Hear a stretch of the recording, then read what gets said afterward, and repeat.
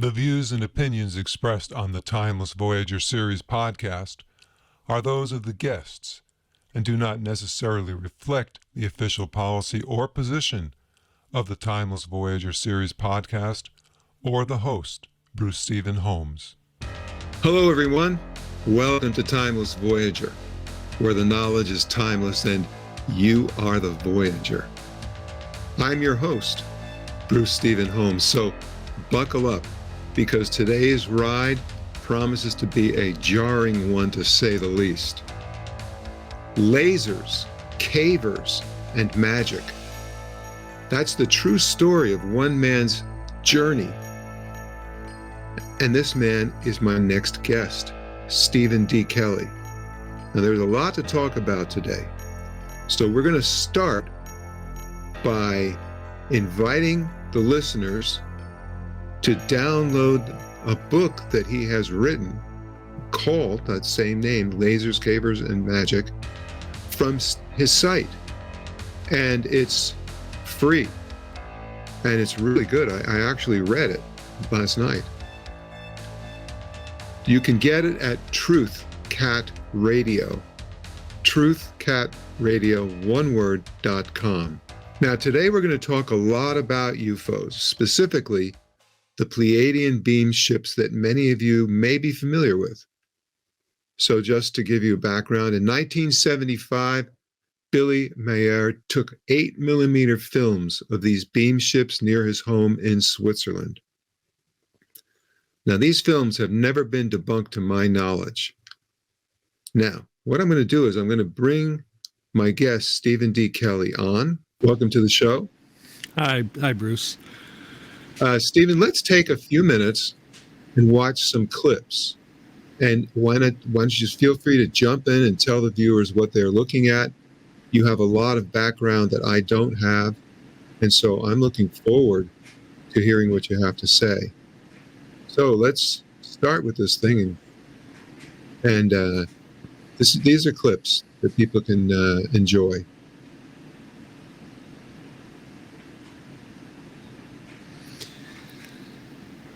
Well, Bruce, go ahead and let it roll. But I just wanted to say, first of all, that when I was first exposed to the Billy Meyer people, I was shown these photos, these images, the sport model here, of these Pleiadian beam ships. And at the time, I really had no reason to believe any of this was real, and I was very skeptical. But I had one advantage, and it was something that I learned very early dealing with the CIA and the NSA, and that is you file away all information. You never reject anything. And that came in very handy, because eventually, when I learned more about these ships, I realized exactly what was going on, and I understood how these things worked, and was able to provide quite a bit of information to the government, etc. Why don't you go ahead and roll that? There you go. I want to give you guys a bio, because a lot happened before I was introduced to the Billy Meyer crowd, but I'll just say this. I personally have not been to Switzerland, and I didn't meet Billy Meyer, but I did deal with his crew, which was Lee Elders and his wife, and Britt, I think her name was, Wendell Stevens, and another guy, Bob Welch. And I was introduced to those people by a guy named Jay Dreyfus, who's not alive anymore. But Jay sold body armor. He worked for a company out here in LA, and he was providing security services for these people, because there had been quite a few attempts made on Billy's life. And this was another reason why I was brought in, not just for my technical experience, but because I was also in the security business. I was building weapons for the NSA. We'll talk about that. Let me stop you for a second. Just say, for those of you who are wondering why these two beautiful women are there in front of you, these two women are pilots piloting the ships. The one on the left with the blonde hair, according to Billy Meyer, her name was, or is, Semyase. She is a pilot. And the one on the right, I don't know her name. I'm sure it's available somewhere, but I don't remember.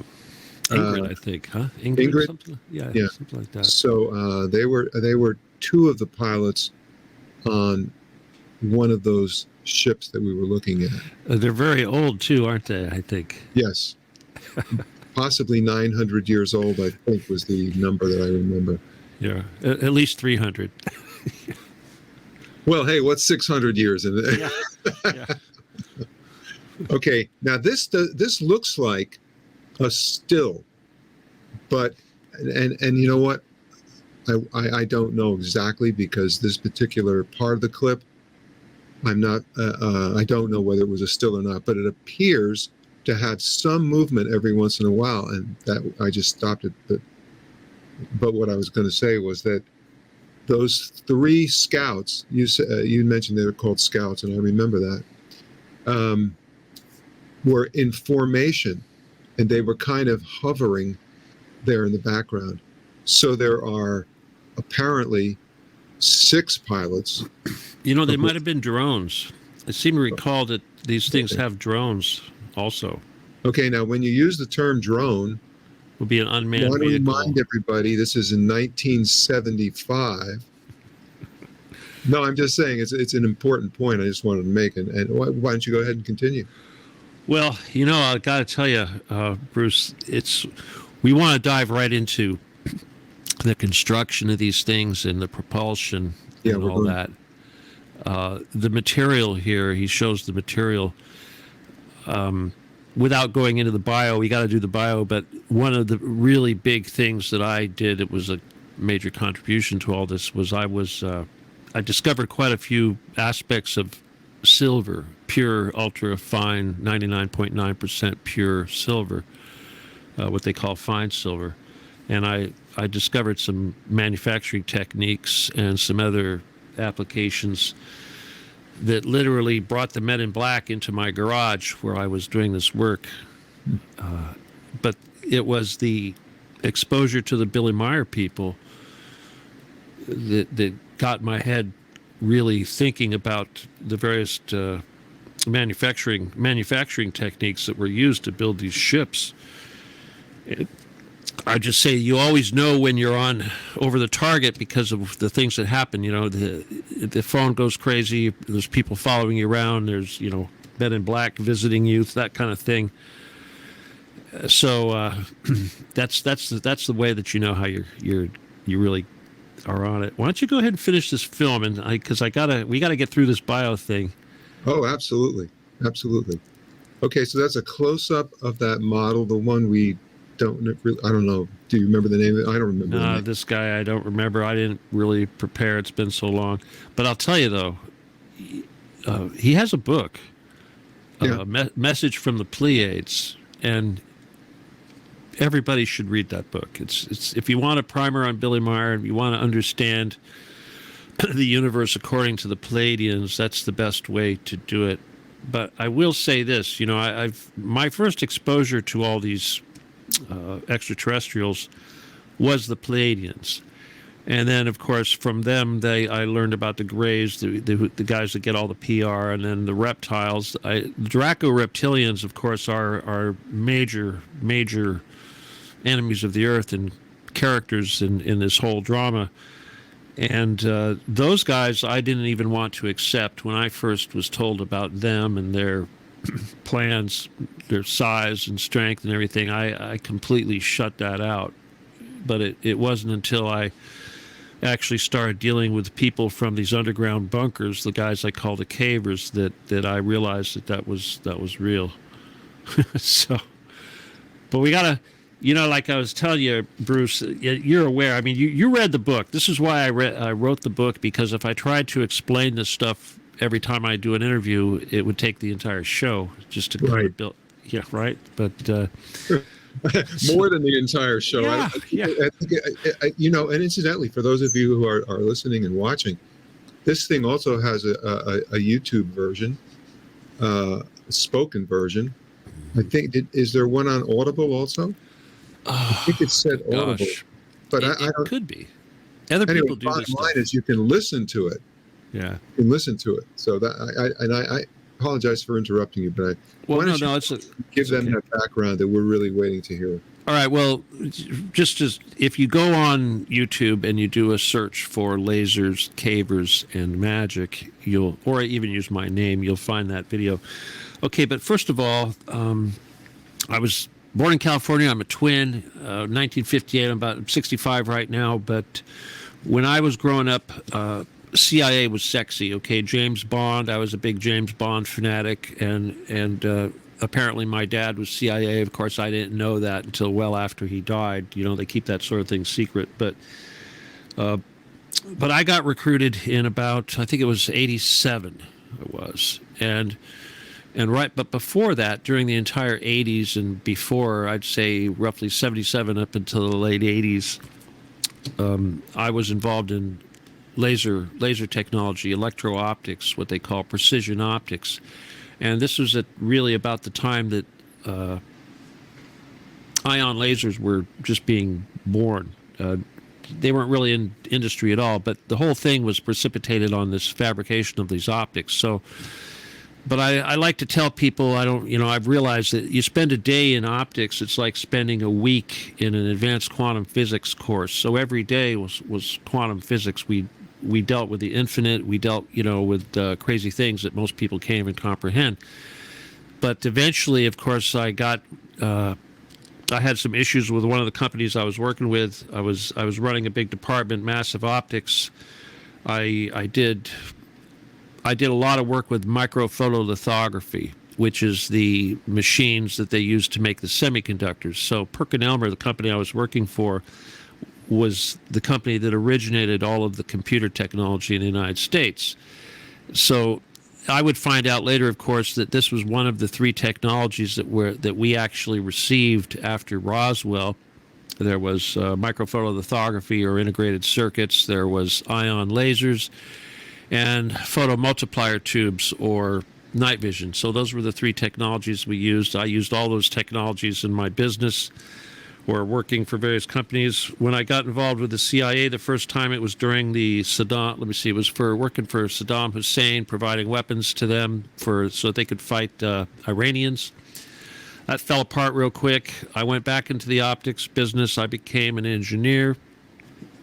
Just about everything that we built was used during the Desert Storm, and that really set America apart. But right before that all happened, I got back in bed with the CIA again, only it turned out that it was actually the NSA, and it was the Ollie North gang. I had no clue, but I was actually hired by the nephew of Richard Nixon, who was the number 2 mafioso in the world.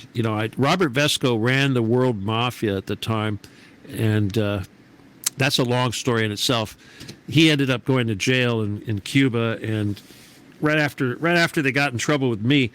But the NSA, I was only with the NSA guys for about a year, and I was building solid-state lasers for them. And this was before solid-state lasers were a thing.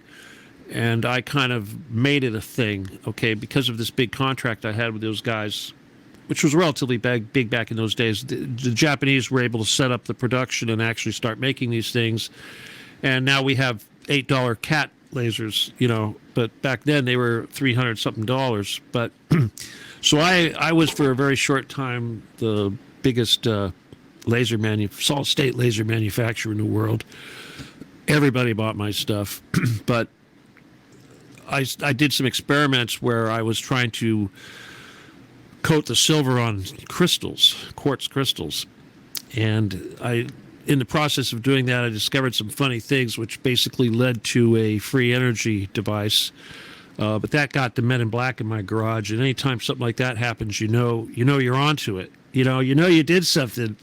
So I never stopped there. But because of my exposure to the Billy Meyer guys, and the silver, it turned out that this little chunk of metal that they were given was actually silver, and when they inspected it, they looked at it with an electron microscope, and the thing was basically a lot of very fine tubes, very, very fine tubing.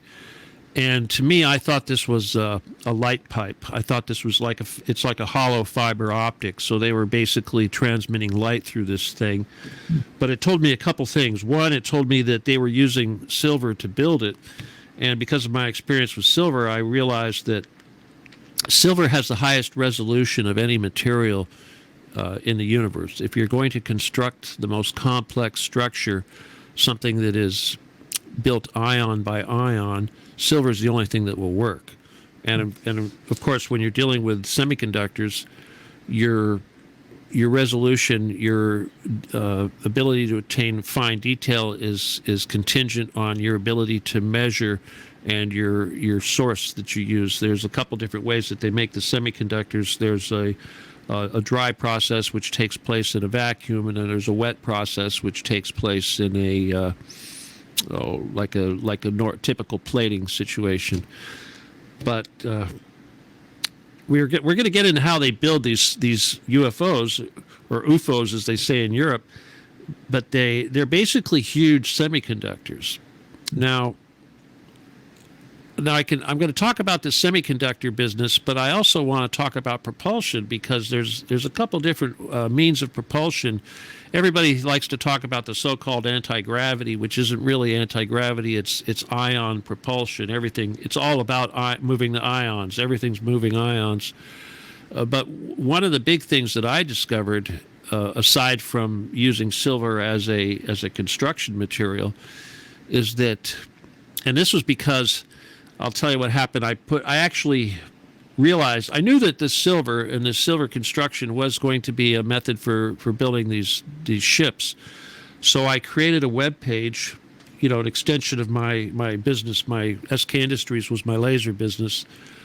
And I started offering heavy silver plating for construction as an optical component, because I knew someone out there was going to want to use it. And sure enough, I almost immediately got solicited by the University of Colorado in, Fort Collins. And it turns out that much like Area 51, we're going to talk about these underground bases maybe if we get the time, but all of these bases, these underground bunkers, these dumps, have specific purposes. And the one over there underneath Denver Airport is all about aviation. Okay, so the purpose of that base is all about anything to do with aviation and that sort of thing. So this is why the local colleges around that area were working on this stuff. But basically, I got a contract to put a very thick layer of this fine silver on this copper thing that they sent me. It was kind of a funny-looking copper device. But the copper device was somewhat what you say, I guess, an electrode. And basically what they were doing was they would take this substrate with this thick, heavy silver on it, and they would put it inside of a magnetic field. And of course, magnetic field, UFOs, they're all in a magnetic field, and we're going to get into why this is so important. When you put the silver in a magnetic field, and then you expose it to a plasma, and a plasma is basically like an arc of electricity that's been magnetically compressed into a ball, kind of like a sun. The sun is basically plasma, so it's like a microscopic little sun that's been created by compressing a very short arc of electricity from a xenon arc lamp. But basically what happens is when you expose this material to this plasma, oxidation isn't exactly the right word, but the outermost layer, atomic layer of this silver, is converted from solid matter into energy. Now you're going to learn that converting matter into energy and back is a really big thing with these interstellar travel and everything. Supercomputers, or not super, but quantum computers. But in that brief moment, that this thing has been exposed to the plasma, the silver will give off ultraviolet light. Okay, so in other words, the energy is converted into ultraviolet light. And it's not just ultraviolet light, it's coherent ultraviolet light, which means it's essentially a laser beam, which is perpendicular to the surface that is being exposed. And it, of course, one atomic layer at a time, a relatively thick layer of silver is going to last quite a while.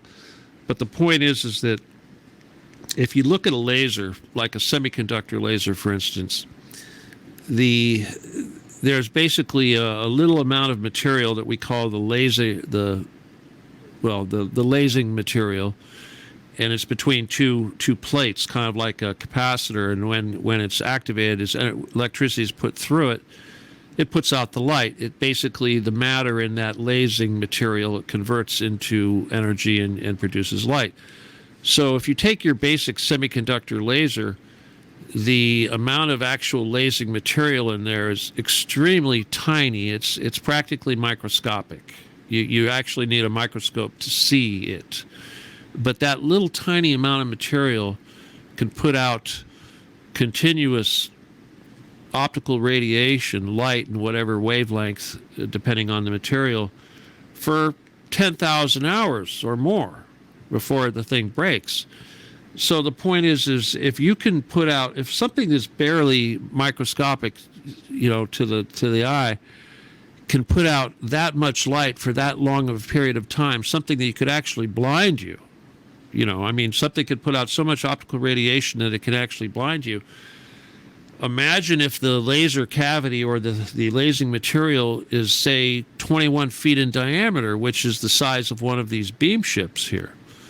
So we know this is true because a lot of times when these people have seen these things land, they've gone out and inspected the area or the place where the beam ship was, because sometimes they'll have some trouble and they'll have to park it and then take off. They'll find molten silver at the site. Now, this, of course, would probably signal some sort of something went wrong if they're actually melting some of the silver off the craft. But the other thing that we all recall is the sunburn. People that get too close to these things, they get sunburn. So that would indicate, ultraviolet light, too much ultraviolet light.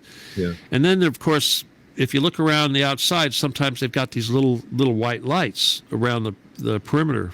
Now, I suspect that is actually the plasma source. So, and then of course there's a magnet. Not decoration, which is we would normally think. Yeah. It's not for flight control. No. Yeah, that would be the plasma source. Now you see in those other pictures, if you look very closely to like the sport model, it's got a little antenna sticking up at the top. Okay, so that is an electrode that's basically starting the field around it. So everything is inside of this toroidal. It's a toroidal magnetic field. Now that magnetic field does a lot of things. It contains the activity that's going on, the plasma. It basically can make it allows the thing to achieve this light speed. But when you see it floating around and bobbing around like it's on water, that's the ion drive. And the ion drive is really simple.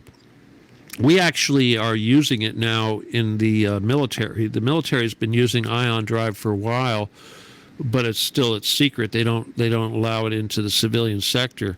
But if you look at, say, like the B-1 bomber and the various stealth bombers that they're using, those all have ion drive, and all they do is they put the front of the wing surface is charged with a positive charge, and then when the exhaust comes out of the back, they're giving it a negative charge. So they're basically giving all the exhaust negative ions. So positive ions pull and negative ions push. So the beam ship is basically a capacitor. It's really simple. And the capacitor also generates that toroidal field when the thing is activated. And then there's a field, of course, that goes like that inside of the toroid. But the positive charge up here, plus, it's going to want to go towards the plus. And the negative charge, it's going to want to go away from the negative charge. So right away, whoop, they can jump like that. Now, light speed is now if you read the message from the Pleiades, they talk a lot about achieving light speed and what they have to do once they achieve light speed. And So I'm basically assuming, and I'm pretty sure this is how it's done, because, if you think about it, the only thing that travels at light speed is light. And the ultraviolet light, basically the laser that they're creating, I mean, if you've got this little beam ship, and now its beam ship has a cavity that's this big with, I can't even imagine how much energy is coming out of that thing. That's got to be enough to melt a hole right through a planet. But what they'll do is they'll use that anti-gravity, or ion drive to get outside of the atmosphere of the planet. They basically have to point this thing away from the Earth. They can't be turning this thing on with the Earth in the background. And once they turn it on, it takes about 40 minutes to achieve light speed. And what happens at that point is really important. Now, I always knew from listening to the Semyasi and what she told Billy over there, they say that once you achieve light speed, you have to dematerialize. You have to convert all of the matter, not just of the ship, but every occupant in the ship. Right. Their matter has to be converted into energy. If the physiology, the biology is such, let's say they're similar to us. My biggest question is the G forces that we're familiar with would be crushed. You would just destroy the physiology with just one jump. So, and I don't want to get off on a tangent, but it's a little bit of a tangent. No, it's a good question, but I think we could answer that pretty simply. I mean, first of all, these are aspects that I don't really understand. Obviously, everything is speculation until you can come up with some sort of evidence to support the conclusion. But I'm going to suggest if this whole ship is within inside a magnetic field, that they've already got some sort of a synthetic gravity going on. Okay. And then as far as the friction, from our point of view, my point of view anyway, right, that would be the only solution right now. Maybe there's another one that I'm not aware of. That's the one that makes sense. We don't really understand the nature of this, but when I'll tell you, you never really stop learning. And I'm just going to do a quick commercial here. I'm doing this event in April over at. If you guys want to see me live, you kind of come out to LA to see me. I'm going to be at this hotel doing an event. On Saturday. I'm going to be doing the alien stuff with the whole beam ship technology and basically what we're talking about now. Hopefully, science has a real problem explaining things like this, and I'll tell you, it's like Tesla said. Science is only going to go so far until it learns to embrace metaphysics, and that's really important because the metaphysics you're dealing with in the quantum, there's so many variables that are, shall we say, abstract. It's non-finite math. There's tons of math that's non-finite. And I have to tell you, for the last 100 years, going back to, say, Max Planck, perhaps, he was like 1908, I think it was. But they've been working on developing these theories for some time, the various different math that would be needed and the theories of probability. And, when you want to, like, for instance, we talk about the Akashic Records. And the Akashic Records is really important because it's not just some sort of alien technology. It actually has everything to do with what reality is, the basis of reality. And the only way you can really understand how any of that works is by understanding these quantum computers. And I will talk about quantum computers, but the thing is like if you take the most complex quantum computer today, I mean, Google's got one. They've got them in Japan. They've got them in China. There's different companies that are trying to make them. But the point is they're all based on this thing called a qubit, which is a quantum bit, which is basically the equivalent of a single transistor in a semiconductor, of which there are, millions and millions of transistors in a single semiconductor. So a quantum computer with just, say, 35 of these transistors or these quantum switches can solve the most complex question that would take a conventional computer millions of years to solve. And they only do this with a handful of these transistors.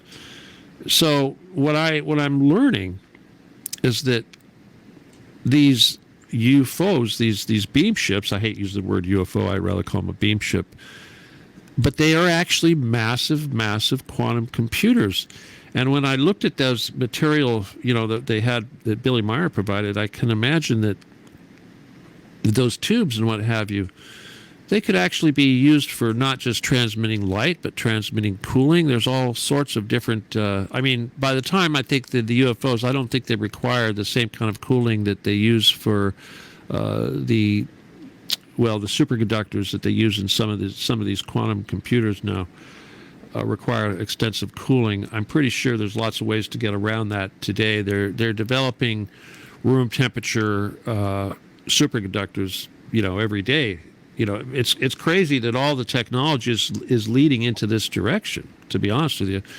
But time travel, you wanted to ask me about how time travel is achieved, and this is all math. It's just math.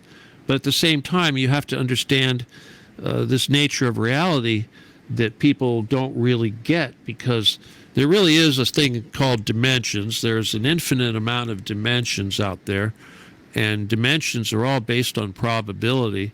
And this is why you need a quantum computer to calculate the probability involved in every human action has taken place since the beginning of time. This is what time travel is. It's strictly finding these most probable outcomes. I mean, going backwards isn't as hard. Everything's kind of like a triangular shape. As you go up, it zeroes down to fewer and fewer probabilities, to get to a point for obvious reasons. But what they are actually doing when they're creating these sine waves, it's very similar to the way a quantum computer works, because if you say, like, take an orb is kind of like a good way of describing an entity in an energetic form. And another good way is understanding the theory or the concept of string theory. String theory is also a good way of showing how science struggles, because when you get into string theory, you realize right away that in order for the string theory model to work, you have to have multiple situations all happening at the same time. This is the same thing that they're dealing with in quantum computers, because what they're basically doing is taking a single electron, a single particle, an electron. In more advanced systems, they use photons. But in an electron, in a switch, like a conventional transistor switch, you either have an on or an off. You've got a 0 or a 1. Right. And, it's extremely simple. But there's an infinite amount of space between 0 and 1. Now, if you don't believe that, if you take a ruler, 12-inch ruler, you look at that and say, well, this is pretty finite. It goes from here to there. But the reality is, no, it's not true. It's actually infinite. Because if you look at the number of increments, that goes down to an eighth of an inch or something like that. But what about a 64th of an inch? What about, further and further and further? In other words, there's an infinite amount of graduations in there. Mm-hmm. So, in other words, if you take every single graduation and you go through it, you see it's infinite. And it's the same thing with the electromagnetic spectrum. Everybody thinks that it starts at 0 and goes up into infinity. No, zero. There's no such thing as 0. When you think you've got, again, you just keep slicing those things thinner and thinner and thinner, and you could do that infinitely. So, and the reality, of course, is that the electromagnetic spectrum is the infinity symbol. Okay, it's a big 0. You're going to learn that everything in the universe is basically an ellipse. Everything in the universe is an ellipse. Everything travels in an ellipse. But an ellipse is basically a circle. A circle has a finite focal point with a radius. An ellipse is basically a circle where the focal point is stretched out. Now, you could stretch that thing out to infinity, or you could have it on top of each other. So the very fact that you could have two focal points on top of each other, they call that superposition. And they use this concept quite a bit whenever they have a number that's infinite and it's sitting in the same place, like an electron. So what they do to these electrons is that now I told you everything travels in an ellipse. an electron travels in a helix. Okay, everything travels in a helix. People think that an electron is moving, a nice straight line, but it's not. It's doing this as it travels, and it has a central axis. So when you look at a electron, they have the thing called the right-hand rule. Okay, here's a good one. Everyone's got to learn the right-hand rule. This is really important because the entire universe is based on the right-hand rule. But if you take your hand, you make a thumb, that means that the position the thumb is pointing, that's the velocity. That's the direction that the thing is traveling. And the fingers curl like this. See? So what that means is that basically this is counterclockwise. So whenever it's traveling like this, it's counterclockwise. When it's traveling like this, it's clockwise. Coincidentally enough, male and female energy works the same way. They call it chi, but it goes in two directions, okay? Just like the electromagnetic spectrum. Now, here's another fun fact about the electromagnetic spectrum. In one direction, it's nanometers, which is light. In the other direction, it's hertz, which is radio frequency. Two different things. One is a wave, one is a particle. The light is photons, the hertz are waves. There's that particle wave thing right there in the electromagnetic spectrum. The other thing we have is scalar. People need to learn what scalar is. Real important, especially if you're going to learn how to vector a UFO from one star to another. You got to learn all about scalar because these theorems and formulas are how they drive these things. It's how you can fly somewhere without going right through a planet on your way or another star that happens to be in the wrong place. They got to do this. That's a vector. That's a tensor vector, basically. Tensor is like an infinite number of vectors, but your vectors are scalar, and scalar is basically when you have two sine waves that clash, they form an interference pattern, okay?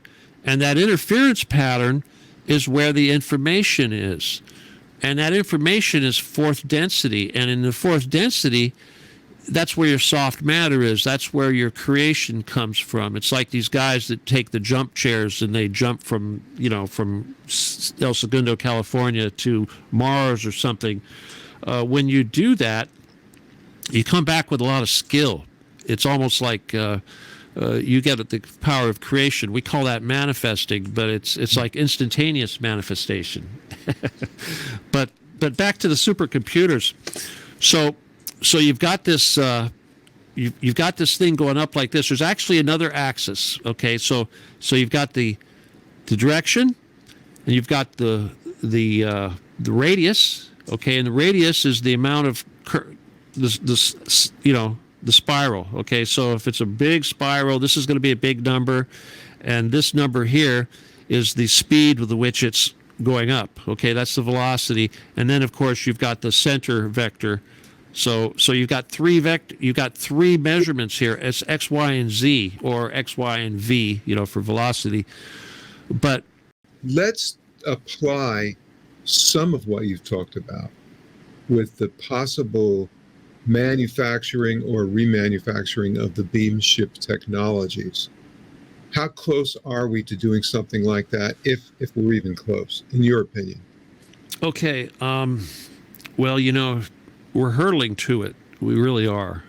And I can just say this, I mean, the quantum computer business is a really, really big part of it. And I never really realized just how important it was to the actual beam ship construction. But I'll tell you this, in the United States, I know that we were working on it really hard at Area 51, and they've been trying to get me out there. That's a whole nother story, the various different, at least a couple of reptiles, not just the NSA, were trying to get me out to Area 51 because of my Billy Meyer experience and my theories about the silver, etc. But I also met with a guy from Russia who was the director of, I don't remember the name, but I believe it was the University of Leningrad at the time. I'm pretty sure this is in St. Petersburg, but I think it's still called the University of Leningrad. But they were doing, they were trying to construct beam ships over there, and they were using a wet process.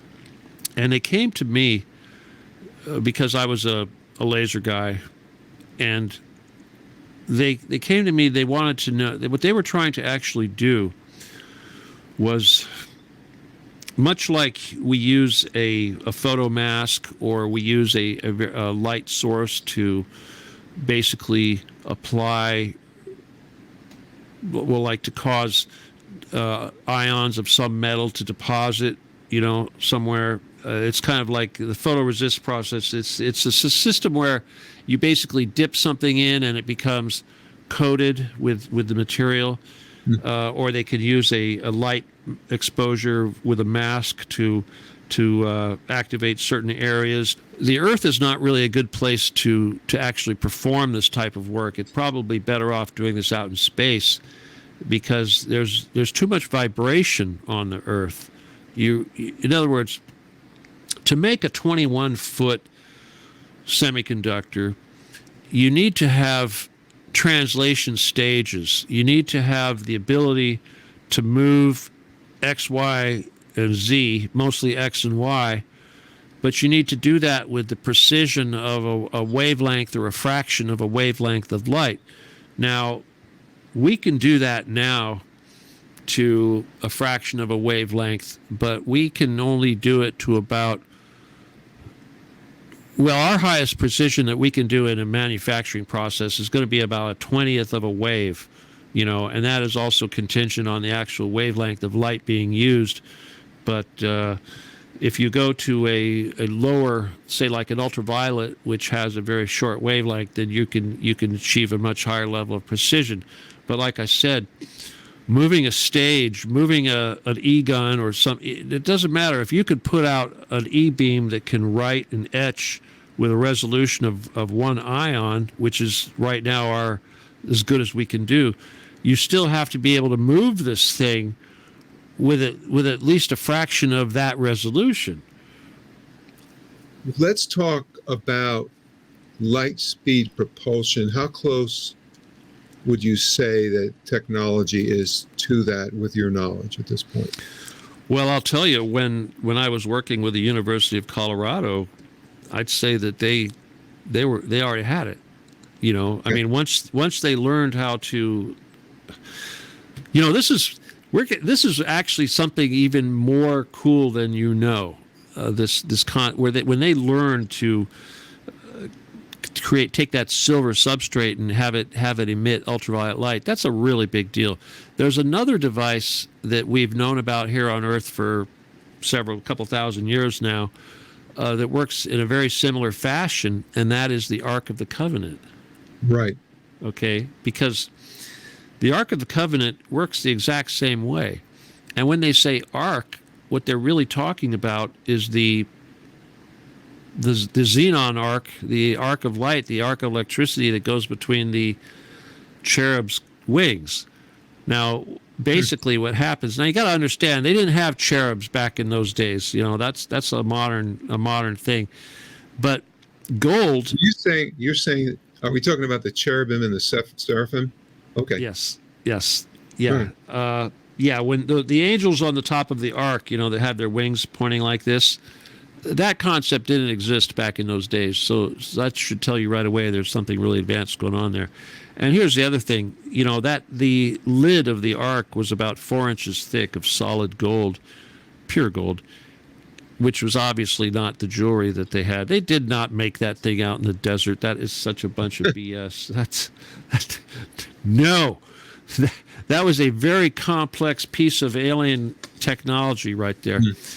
But what would happen is that when it was turned on, and there was a priest who basically had a special breastplate with, whatever, and that's how they turned the thing on. But the gold would oxidize the same way the silver oxidizes and produces the ultraviolet light. The gold will oxidize and produce monoatomic gold. So that monoatomic gold is mana. So the device was designed to create mana. And like I said, that thing weighed a ton. There's no way that 4 men were carrying that thing on those poles. That thing had a magnetic field, so it essentially was floating. It didn't really weigh anything. It was, when it was on, it was floating. When I was dealing with the so-called cavers, define what a caver is. Okay, well, caver, the term caver actually came from one of them. There was a guy named Vince, and funny enough, The guy named Vince sounds like a guy in Chicago. I'm just, he died in New York, but Vince was a character. Vince turned out to be a reptile. He was a shapeshifter, but he was just a little screwy, and that's kind of how you could tell when these guys are aliens, because they act like they haven't been human for very long. Seriously. Are they walk-ins or are they just? I really don't know. They're shapeshifters or what. No. Because they look human to me. They just don't act human. It's like they could be experiencing something that a 50-year-old adult would have experienced many, many times. They're like, wow, this is really great. I really enjoy this thing you call back rubs. Wow. You know what I mean? It's like human sex. They give it away. They give it away. Yeah, they give it away. Yeah, and Vince was such a guy. There's another guy too named Tom Hansen. He was a reptile too, but Vince, I actually liked Vince. He was a nice guy. But what happened was he told me about the cavers because he said that he was, he told me he was CIA. Okay, but eventually he told me that he was based out of some bunker, and I didn't really know where the bunker was. But I kind of figured out about the Getty. I was getting my suspicions. I'm a psychic, so I know these things before I really have a reason to know them. But so I knew about this for a long time. And I was reading the Protocols of the Learned Elders of Zion, which, of course, is a book that we're not supposed to read. But in it, I think it's chapter 9, they have a passage where they describe what they call as the Metropolitans. It goes something like this. They say, what fear do we have that the Goyim should ever rise up against us, pitchfork in hand, should they discover our plans before the time comes? We have our secret weapons, which is the undergrounds, the metropolitans, those tunnels that will be dug beneath us, beneath the feet of the enemy, from where we will blow up their archives and their capitals, basically. So I'm thinking, that sounds like a bunker underneath a city that they could, maybe set off a nuke at the entrance and seal off the entrance and take out the whole city while they're at it. That's when I realized that the yin and yang, I realized that it's no such thing as good and evil. It's all shades of gray. The evil guys could be good and the good guys could be evil. And this is when I really cracked. And I knew right away that these guys were bad and that I was in trouble. When you're going to talk about the Getty, I want to come back to Denver for a second, to the airport. And I just want to mention to people who may have never been to the airport that there is a giant mural when you go into the airport, which basically says that everything we're about to talk about is actually true. And yet no one gets it. So why don't you just for a second, hit on that, even if it's only 2 minutes, just talk a little bit about the idea that you've got the Denver airport, you've got the Getty, basically telling us why, I don't know. I mean, why would you tell people that these areas actually exist? Take it from there. Well, that's that whole Masonic thing, that satanic, whatever you want to call it, is that they have to tell you, they got to warn you, they feel that if they tell us, either in movies or whatever, that they lose the bad karma, So in other words, they feel like they can commit all these crimes, but as long as they warn you that they're going to do these crimes, then it's on you if you don't stop it. So yeah, that's that karma thing. But I want to mention real quick a couple guys, those of us that have woken up. I mean, you know about Billy Meyer, but a lot of you all know about Phil Schneider and Bill Cooper. Bill Cooper, of course, was one of the people that really opened up my eyes, and Phil Schneider did too. And of course, these guys are both dead and they're heroes of mine.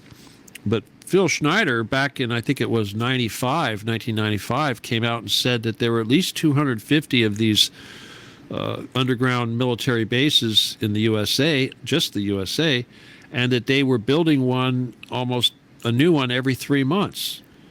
So there's huge. And, these underground tunnel machines that they've built, these things go 7 miles a day. And there's quite a few of these things. So they've been doing this since 95, 7 miles a day. They've probably gone across the country and under the oceans and everything else. So yeah, they're set up. Now, a lot of people don't believe this. I say, like for instance, the Getty base or the Denver base, or you take your pick, a Dulce or Montauk. There's so many of them. They're all over. And they all have these separate purposes, but they are typically at least 1 mile underground. And I know there's a lot of people out there, skeptics, and they'll say, well, that's impossible. You can't go down there. You can't live a mile underground. Oh, yeah, they can. The deepest gold mine out there that we know of is like 2.8 miles deep. And I'll tell you, the underground base that they have over there in Australia, Pine Gap, that's one of the biggest of all of these facilities, of course, run by the NSA, and it's 6 miles deep. And there is a tunnel that runs diagonally across the entire continent of Australia that allows a submarine to go from the Pacific all the way to the center of the continent into this base. And they have those in the United States too.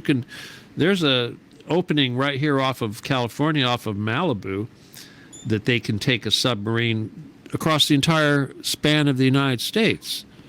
And, so these bases, you have to understand, first of all, that the Earth is three-dimensional, unlike the surface. The surface is relatively two-dimensional. If you look at it, we build skyscrapers and we think that's really high, but in the grand scheme of things, they don't build mile-deep skyscrapers, but they do build mile-deep bunkers.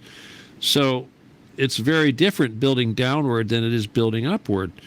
And it's just like adding floors. You just go deeper and deeper and deeper. And it's really like, I know out here in California, it's like a sponge.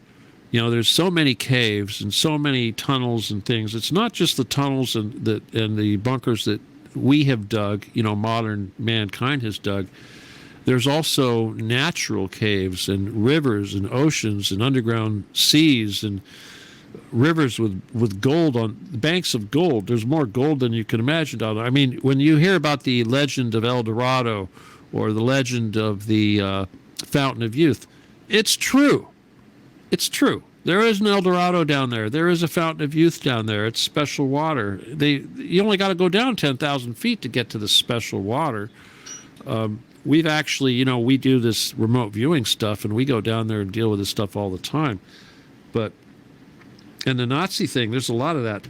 But so you got to understand, these bases, they're everywhere. And this stuff, it also goes back to Atlantean times. The Atlanteans, they had all kinds of stuff dug all over the place.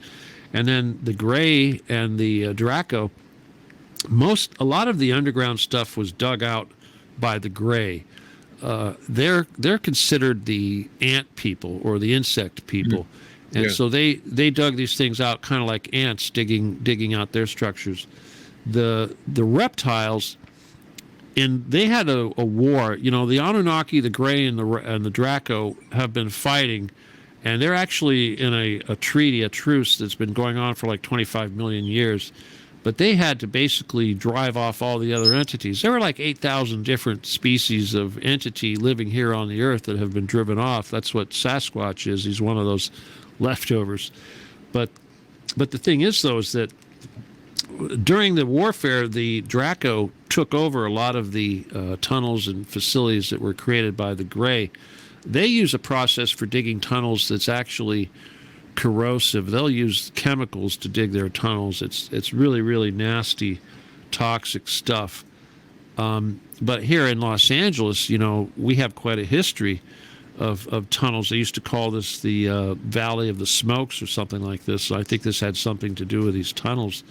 But here in Los Angeles, we have a mountain range that kind of cuts across east to west, or west to east, however you want to go. But on that mountain range, it's called the Santa Monica Mountains, is like a hive. It's like the whole thing is just one big network of tunnels. And conveniently enough, this is where Hollywood is, and this is why all of these celebrities live there, because these homes that these celebrities have often are connected to these undergrounds. And if you go in, say, like metropolitan Los Angeles, there are so many entrances to the undergrounds, they can't hide it. And this is why, of course, why this Occupy the Getty mission is such a big deal from a national security standpoint, because there's nothing they can do about they'll create these movements like the QAnon movement. Billy Meyer was a big force in bringing this to the surface, and that is the politics of the universe. There's only two parties, if you will, in the universe, and that is the STO and the STS, the service to others and the service to self. So your Pleiadians, those are your service to others. That's Right. why they look human. That's why they don't talk to us and interfere with our politics, because they practice service to others, which means leave us alone. It's like the prime directive in Star Trek. Whereas the service to self types, which are your Gray and your Draco and your Anunnaki, they're like, I like to compare them to the conquistadors who came into the New World thinking that they were bringing enlightenment, but what did they do? They just destroyed everything, and took it over. The worst part of that story is that the natives, for lack of a better word, the indigenous people that were there, were told that a day would come when they would be liberated from whatever it was, and to welcome the visitors. Uh-huh. Now, from their point of view, this is of course a myth, but I mean I'm just relating it. From their point of view, they had never seen how it would happen, and when the ships came and they saw the white skin versus the darker complexions that the indigenous peoples had, they thought that these were angelic and that they were going to free them or somehow move them forward in enlightenment. And much to their surprise, they were wrong. This is an interesting little story because there's a lot of information in there that people should listen to. Well, the Aztecs and the Incas and those people, the Mesoamerica, they were children. They were hybridized by the Draco, I believe. The serpent people, and you can really tell when a society is connected to those guys because of the blood. And here's the thing, is that these entities are actually, they're not in the same level of reality that we're in. They're actually on a higher level of reality, with the next one up, which is the 4D. And this is not the fourth dimension, but the fourth density. But in the fourth density, the entities in the fourth density actually have a different ratio of spiritual to physical. Like we're mostly physical. In the 3D, we're mostly physical, and we just have a small portion of spiritual in our composition. Whereas the guys on the level above us have roughly 50-50 physical and spiritual composition. So what that means is that their nutrition also has to be 50-50. They have they eat the blood product, of course, human blood product as a physical food, but they also have to absorb an energetic food which they call loosh, negative human emotional psychic energy. Exactly. Yeah. So hatred, heartbreak, despair, whatever. War. Loneliness, war, just anything evil, people getting excited and hating and all that, watching TV, watching movies, watching football games, whatever, rooting for their favorite politician. This all generates this loosh. And they talk a lot about, especially when it comes to the human trafficking, they talk about adrenochrome. And adrenochrome, of course, is an adrenaline product. Of course, it's used to keep Satanists looking younger and stuff like that. Stephen, this has been incredible. There is so much information here. I was thinking to myself, how am I going to approach this? And then I thought to myself, okay, I'm going to have a long form of this show. If anybody wants to listen to the long form, they can. Unedited, beginning to end. And then I think I'm going to put together segments, try to get them around 15, maybe 18 minutes each, and do like one, maybe 20, I don't know, let's say probably 10 of them. There are probably about 10 of them. Just going to number them and slowly put them all out. Because as I was listening to you, I realized, what did I say to you when we first got on? I said, be yourself. And I meant that. Because that's what I like about, that's how I do my show. I mean, you got it now. I do that because there's very little of that. Everything these days is so put together in a format. And if you don't squeeze into the format, tough. I don't like to do that, and apparently I don't do it because you can see what the format of this show is. And there are other people that do things like this, but I'm just doing what I know. So what I'm saying is, thank you for taking the time. A lot of people don't realize how much information is out there, and you are a person who has a lot of information. How to use the information, that's a whole different story. If a person is ready, there's stuff here that they can really work with. If they're not ready, this is a fantastic voyage. My appreciation for what you did today is very high, and I hope that you enjoyed it as much as I did. But I'm going to be at this event. I got on Sunday, what is it, the 16th, I think, April 16th. I'm going to be doing a full day, 8 hours, 4 hours, an hour lunch, and then another 4 hours. Wow. Yeah. So, that's why I'm saying if you go to the event, I'm actually doing a free Reiki class. It's Reiki level 1. And I know a lot of people, they go, oh, that's voodoo, whatever, nonsense. If you're going to if you want to learn all this stuff, ultimately you realize that to be an advanced human, you really need to develop your psychic skills. Take Semyasi, for instance. She knows what you're thinking.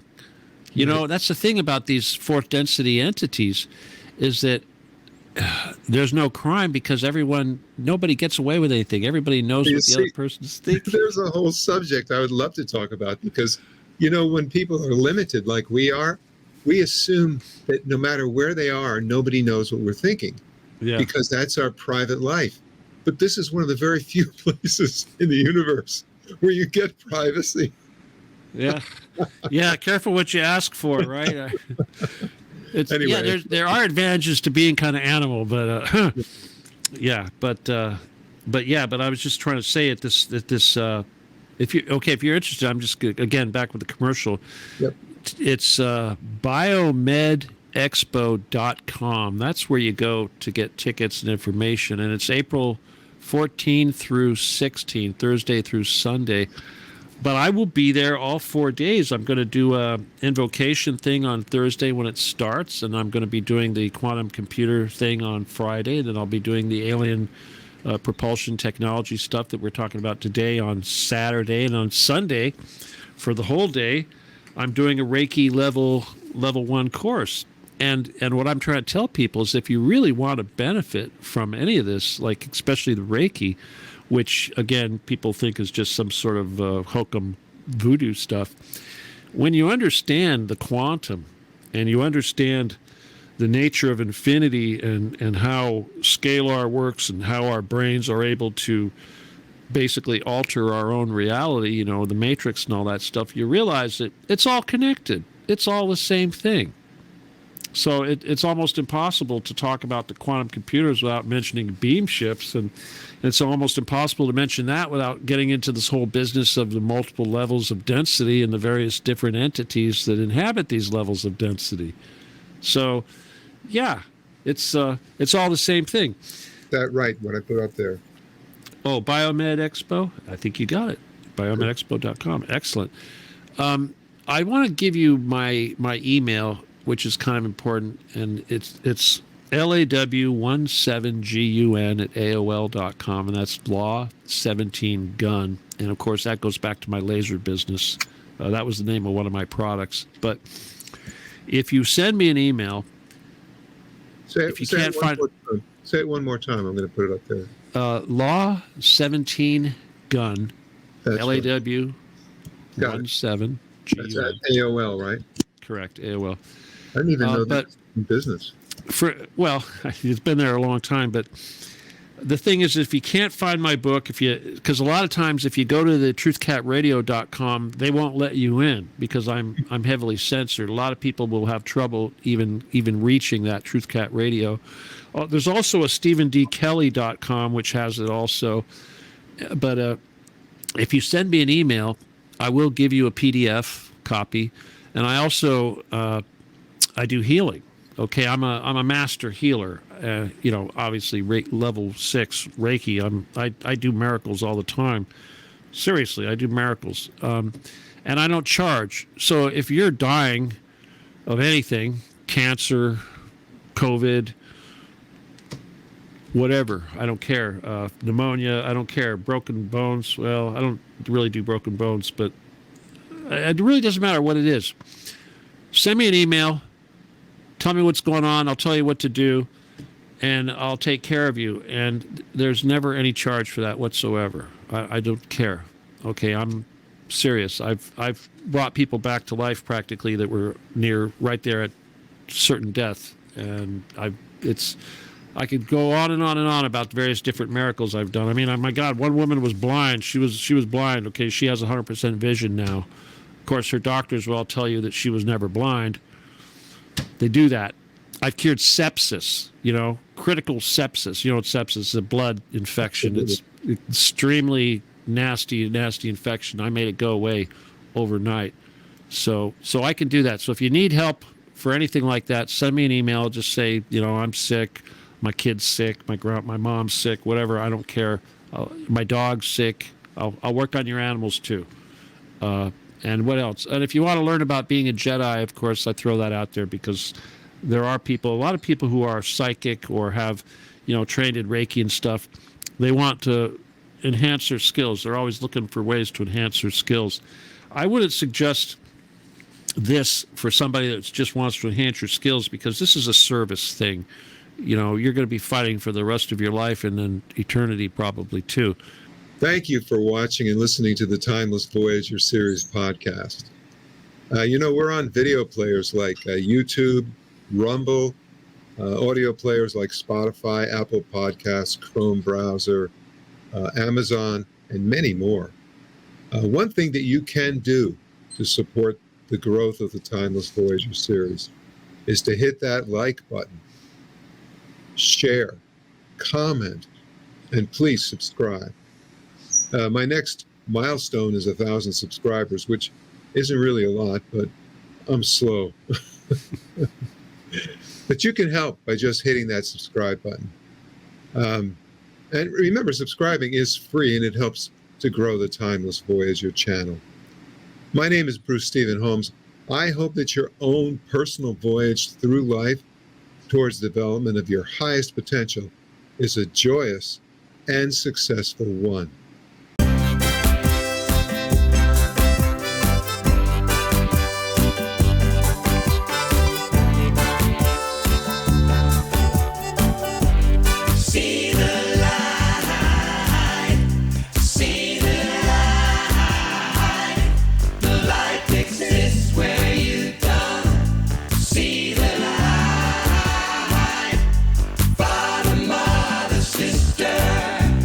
Planet